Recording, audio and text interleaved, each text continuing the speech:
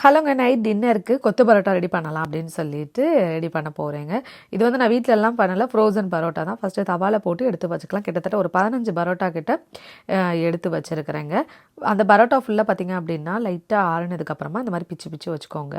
நம்ம ஃபஸ்ட் டைமாக நம்மளோட கருவேப்பிலை செடியிலேருந்து 2 கொத்து கருவேப்பிலை பறிச்சாச்சு. ஸோ கடாயில் எண்ணெய் விட்டுட்டு 1 டேபிள் ஸ்பூன் சோம்பு சேர்த்துக்கோங்க. சோம்பு பொரிஞ்சதுக்கப்புறமா அது கூடவே கருவேப்பிலை சேர்த்துட்டு 2 பெரிய வெங்காயம் கட் பண்ணி சேர்த்துருக்கேன். அதையும் நல்லா வதக்கி விட்டுட்டு 2 பச்சை மிளகாய் குட்டி குட்டியாக கட் பண்ணி சேர்த்துருக்கேன். தக்காளியும் சேர்த்து நல்லா வதக்கிட்டு கொஞ்சமாக மிளகாய்த்தூள் சேர்த்து வதக்கி விட்டதுக்கப்புறமா 7 எக்கு வந்து ஆட் பண்ணியிருக்கிறேன். எக்கையும் நல்லா கலந்து விட்டுட்டு சால்னாவில் இருக்கிற சிக்கனை இந்த மாதிரி குட்டி குட்டி பீசஸாக கட் பண்ணிவிட்டு ஆட் பண்ணி கலந்து விட்டாச்சு.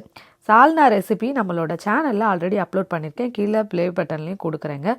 சால்னாவை வந்து ஆட் பண்ணி கலந்து விட்டுட்டு ஃபைனலாக நம்ம பிச்சு வச்சுருந்தோம் இல்லையா பரோட்டா, அதையும் சேர்த்து கலந்து விட்டுருங்க.